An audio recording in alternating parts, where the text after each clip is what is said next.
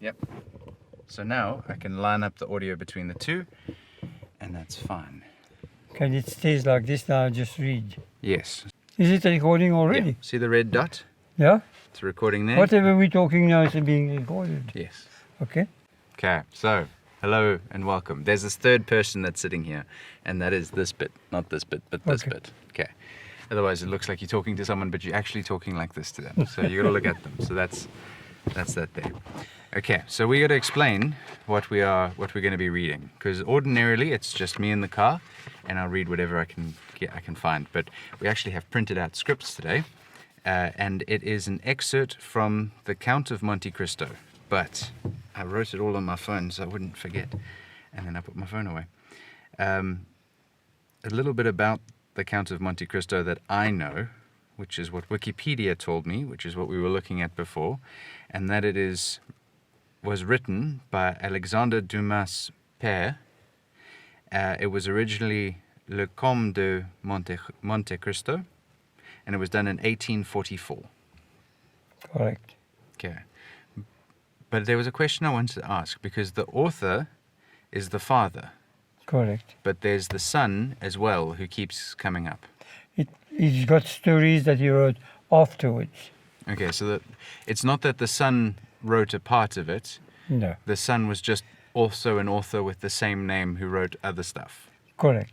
So who wrote the Three Musketeers? Was it the father or the son? father. The father as well. So the father wrote Count of Monte Cristo and the Three Musketeers. Pretty good. Okay. No, always better if I have both of them in. Okay. So we're going to be reading an excerpt from it. Now, it's the same excerpt, but I have it in English and you have it in French. Yes. Okay. Mm-hmm. So the reason that I wanted to read this bit with you, well, not necessarily this bit, but this book, was because I know it's your absolute favorite. And now I have a section of you, a little video of you reading it. Very good. Okay. So you don't have to look at the camera, you don't have to look anywhere, but do you want to read your section first or my section first? I can go first. Good, you go first. When you're ready. Are you going to explain which section is going to be in the book? Would you like to? I think it's part, the section, it's when Dantes was in prison with Abbé Faria. Okay, I think for those people who are watching this who don't know the Count of Monte Cristo, we need to explain just a brief overview of the entire book. The entire book is that the Count of Monte Cristo unjustly was, I don't know what's the word in English, because the people would have, his proper friends would have been against it. Just be careful of knocking that. His friends is going to try to get him away because one of his friends was in love with his fiancée and tried to get him out, and they put him under arrest through false accusation, and he was put in prison in a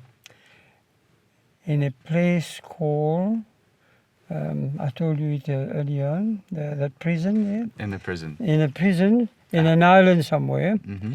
And he stayed there, but he was put together, and he managed to get into contact with l'Abbé Faria in the prison. And he managed, when l'Abbé Faria died, normally they used to dump the body into the sea. And now what happened, when this came about, because he had a connection between their cell, he put himself into the bag that they were going to throw away, and they threw him away in the bag thinking that it was l'Abbé Faria. And he opened the bag and he managed to get out of there.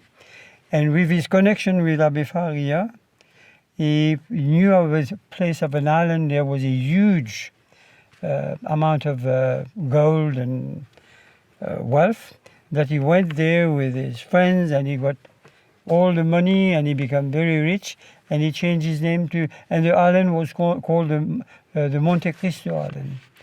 And that he put his name on the Monte Cristo, the Count of Monte Cristo, and he lived only to have a revenge on all his friends that make him go to prison. But he was 20 years in prison with l'Abbé Faria. Okay, and this excerpt is from his time when he just arrived. Yes. That he just arrived in prison. Okay. So you've got this in French. I apologize if the French is not correct. This was translated with Google Translate because I couldn't find the French one. I think it will be correct. Okay. So when you're ready. Okay, I'm ready. Que pensez-vous demanda l'abbé en souriant, imputant l'abstraction profonde dans laquelle son visiteur était plongé, dans l'excès de sa crainte et de son émerveillement. Je réfléchissais en premier lieu, répondit Dantès, sur les nombres de degrés d'intelligence et de capacité que vous avez dû employer pour atteindre la haute perfection à laquelle vous avez atteint. Qu'auriez-vous accompli si vous aviez été libre? Peut-être rien du tout. Le débordement de mon cerveau se serait probablement, dans un état de liberté, évaporé en 1000 folies. Le malheur est nécessaire pour mettre au jour le trésor de l'intellect humain. La compression est nécessaire pour faire exploser la poudre. La captivité a amené mes facultés mentales à une concentration, et vous savez bien que de la collision des nuages, de l'électricité est produite, de l'électricité la foudre, de la foudre l'illumination. Non, répondit Dantès, je ne sais rien. Certains de vos mots sont pour moi tout à fait vides de sens.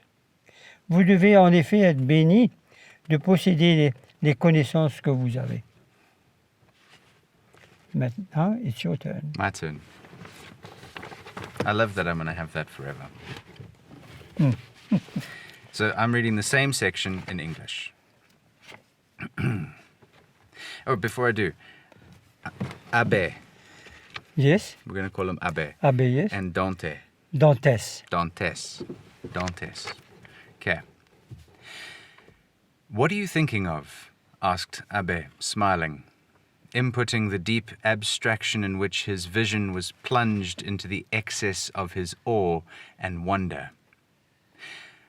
I was reflecting, in the first place, replied Dantes, upon the enormous degree of intelligence and ability you must have employed to reach the high perfection to which you have attained. What would you not have accomplished if you had been free? Possibly nothing at all. With the overflow of my brain would probably, in a state of freedom, have evaporated in 1,000 follies. Misfortune is needed to bring to light the treasure of the human intellect. Compression is needed to explode gunpowder. Captivity has brought my mental faculties to a focus. And you are well aware that from the collusion of clouds, electricity is produced. From electricity, lightning. From lightning, illumination. No, replies Dantes. I know nothing. Some of your words are to me quite empty of meaning. You must be blessed indeed to possess the knowledge you have. Okay. Now I do want to say one last thing, because normally I just kill it there. The reason that I chose this section is because of the subtext and the promotion.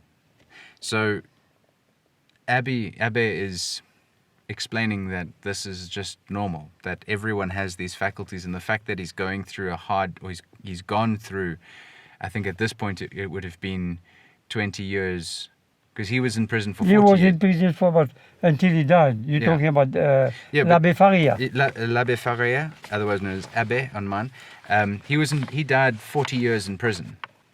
After about 40 years, I think. I don't know exactly. And Dante was in for 20 years. 20 years. So he was in for 20 years, and then Dante arrives, and Dante was in for 20 years. Approximately, yes. Okay, so he's been in prison for 20 years at this point. Yes. Okay, and he is happy. He's content. He's going through this hardship, but he attributes all his ability to the fact that he's gone through the hardship. And I really like that as a mental idea. And the fact that Dante at the end is going, no, I don't understand. No, there's got to be more. There's got to be more behind this. It can't just be that. And he's that. But the beauty of it is that he passed all his knowledge to Dantes within the next 20 years. When Dantes get out of the prison, he's got most of the knowledge of the abbé. Because he spent 20 years from nothing to be as much a knowledge as the abbé. He took 20 years to learn what Abbé took 20 Correct. years to do. I like it. Gope, thank you very much for reading this with me. Pleasure. I had lots of fun, and I'm going to keep this forever. You're welcome. Love you. Love you.